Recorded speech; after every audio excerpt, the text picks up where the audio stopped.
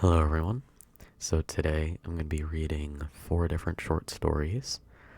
Some are a little longer than others, and some have a little more complex themes or darker themes than others.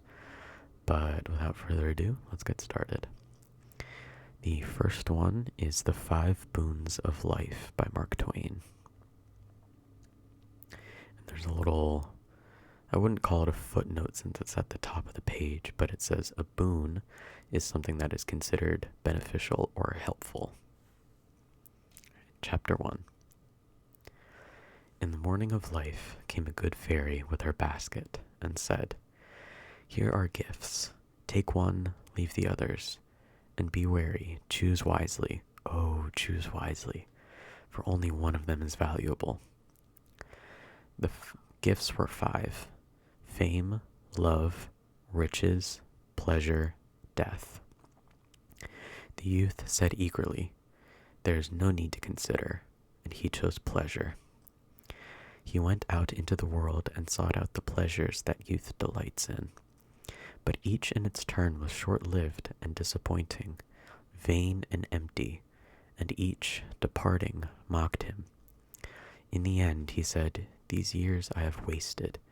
If I could but choose again, I would choose wisely." Chapter 2. The fairy appeared and said, "Four of the gifts remain. Choose once more, and oh, remember, time is flying, and only one of them is precious." The man considered long, then chose love, and did not mark the tears that rose in the fairy's eyes. After many, many years, the man sat by a coffin in an empty home, and he communed with himself, saying, "One by one they have gone away and left me, and now she lies here, the dearest and the last. Desolation after desolation has swept over me. For each hour of happiness the treacherous traitor, love, has sold me. I have paid 1,000 hours of grief. Out of my heart of hearts I curse him." Chapter 3. Choose again. It was the fairy speaking. "The years have taught you wisdom. Surely it must be so. 3 gifts remain. Only one of them has any worth. Remember it, and choose warily." The man reflected long, then chose fame, and the fairy, sighing, went her way. Years went by, and she came again, and stood behind the man where he sat solitary in the fading day, thinking. And she knew his thought. "My name filled the world, and its praises were on every tongue, and it seemed well with me for a little while. How little a while it was! Then came envy, then detraction, then then hate, then persecution, then derision, which is the beginning of the end. And last of all came pity, which is the funeral of fame. Oh, the bitterness and misery of renown! Target for mud in its prime, for contempt and passion and compassion in its decay." Chapter 4. Choose yet again. It was the fairy's voice. 2 gifts remain, and do not despair. In the beginning there was but one that is precious, and it is still here. "Wealth, which is power, how blind I was," said the man. "Now at last life will be worth the living. I will spend, squander, and dazzle. These mockers and despisers will crawl in the dirt before me, and I will feed my hungry heart with their envy. I will have all luxuries, all joys, all enchantments of the spirit, all contentments of the body that man holds dear. I will buy, deference, respect, esteem, worship, every pinchbeck grace of life the market of a trivial world can furnish forth. I have lost much time, and chosen badly heretofore, but let that pass. I was ignorant then, and could but take for best what seemed so.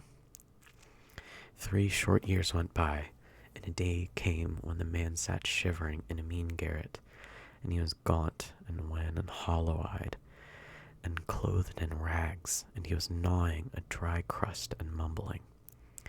Curse all the world's gifts, for mockeries and gilded lies I miscalled every one.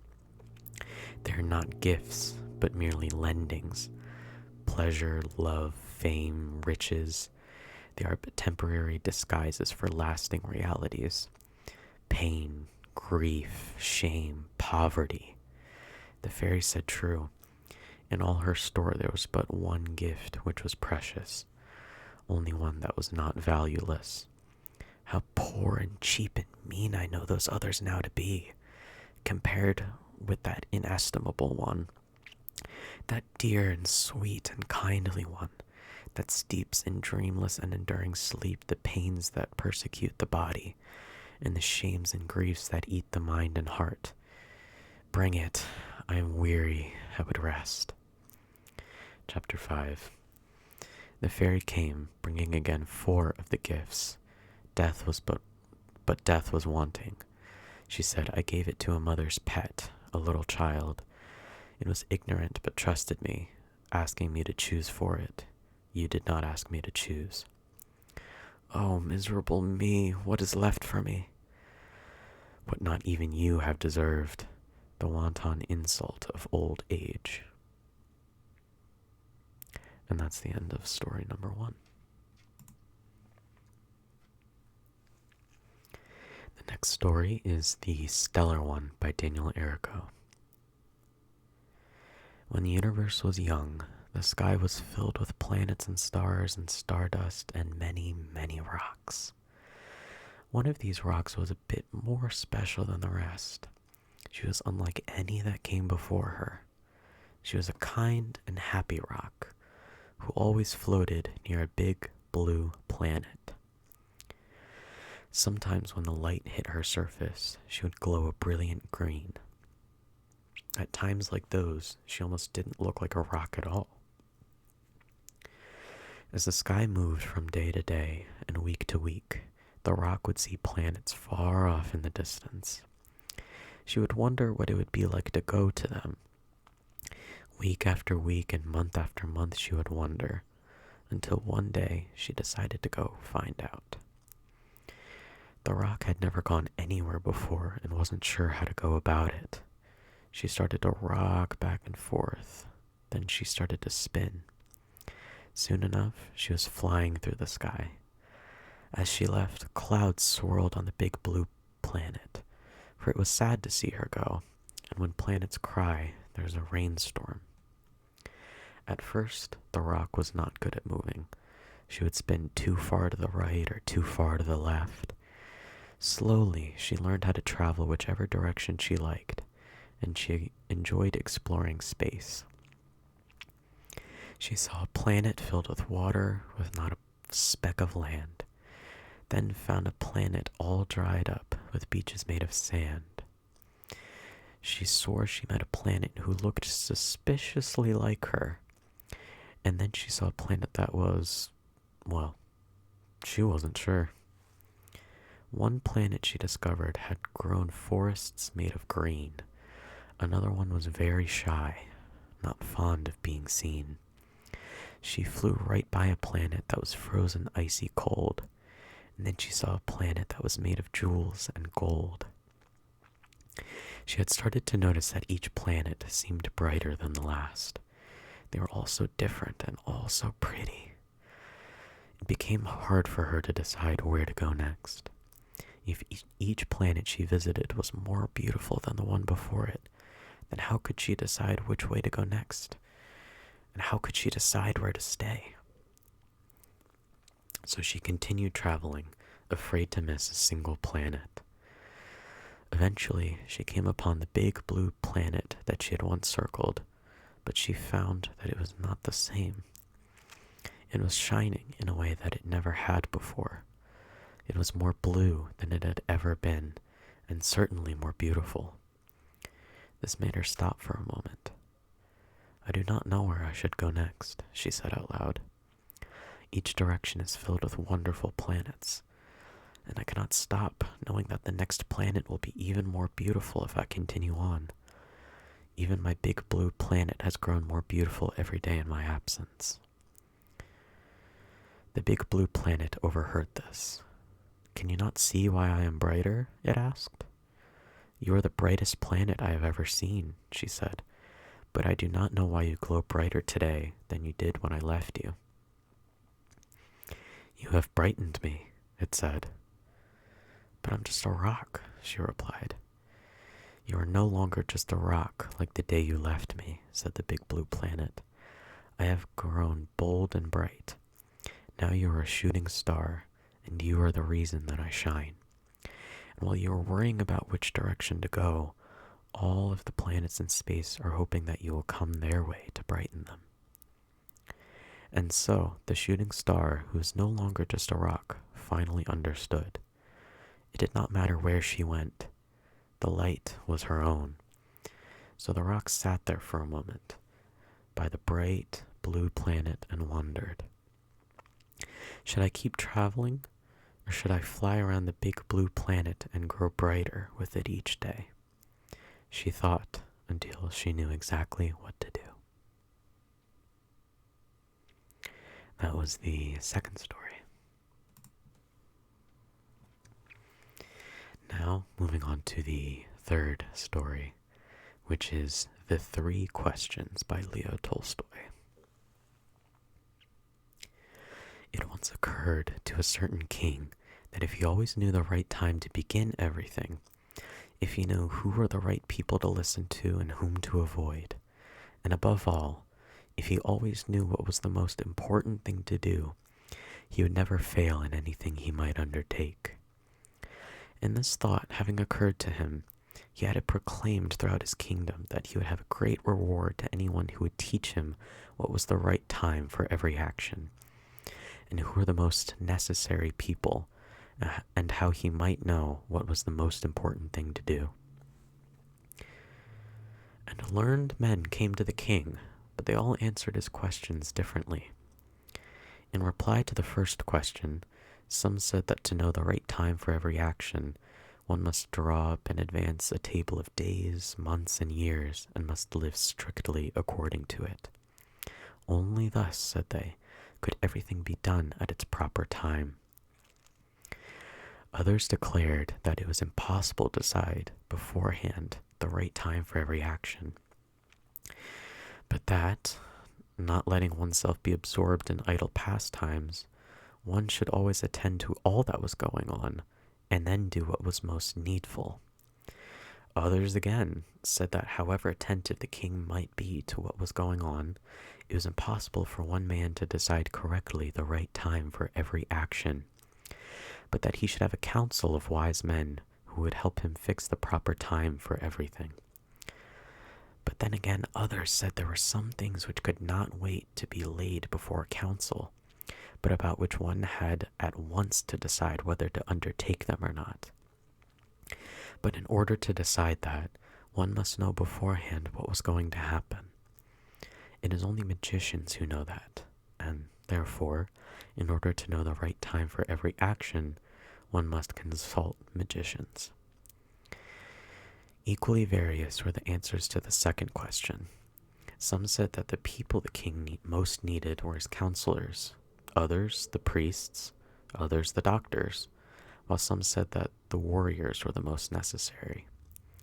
To the third question, as to what was the most important occupation, some replied that the most important thing in the world was science, others said it was skill in warfare, and others again that it was religious worship. All the answers being different, the king agreed with none of them, and gave the reward to none. But still, wishing to find the right answers to his questions, he decided to consult a hermit, widely renowned for his wisdom. The hermit lived in a wood which he never quitted, and he received none but common folk. So the king put on simple clothes and, before reaching the hermit's cell, dismounted from his horse. Leaving his bodyguard behind, he went on alone. When the king approached, the hermit was digging the ground in front of his hut. Seeing the king, he greeted him and went on digging. The hermit was frail and weak, and each time he stuck his spade into the ground and turned a little earth, he breathed heavily. The king went up to him and said, I have come to you, wise hermit, to ask you to answer 3 questions. How can I learn to do the right thing at the right time? Who are the people I need most, and to whom should I, therefore, pay more attention to than the rest? And what affairs are the most important and need my first attention? The hermit listened to the king, but answered nothing. He just spat on his hand and recommenced digging. Sorry, I need to readjust.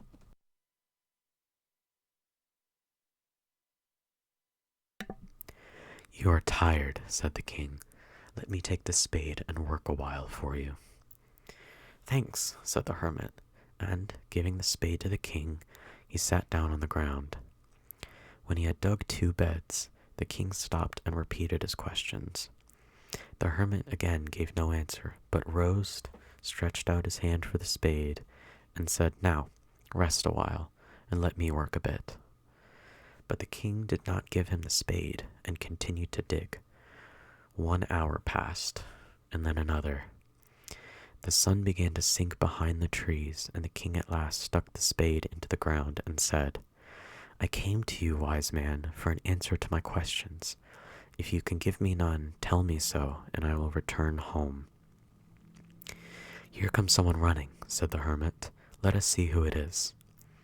The king turned round and saw a bearded man come running out of the wood.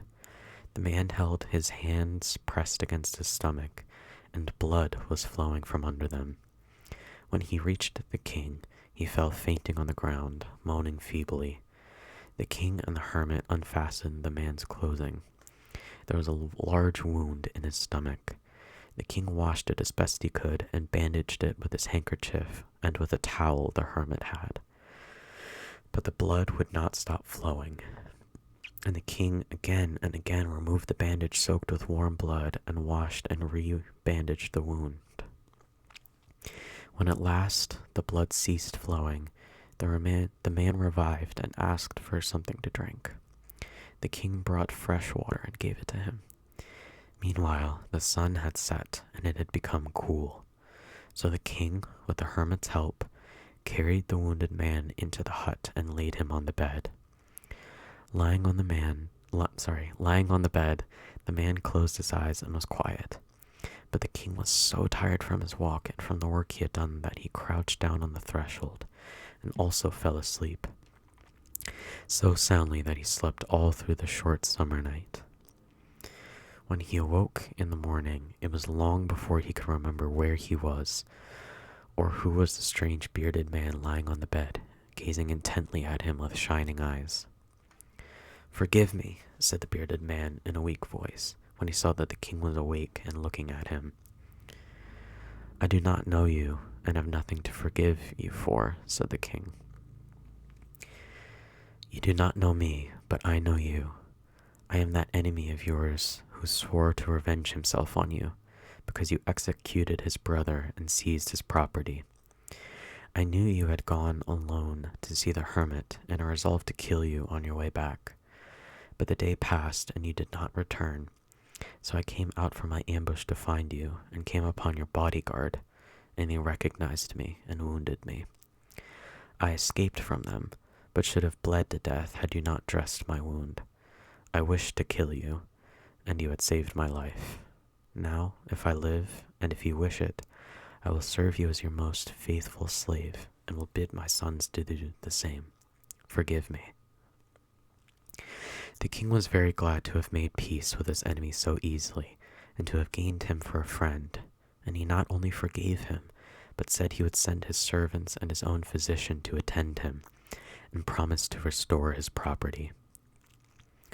Having taken leave of the wounded man, the king went out into the porch and looked around for the hermit. Before going away, he wished once more to beg an answer to the questions he had put.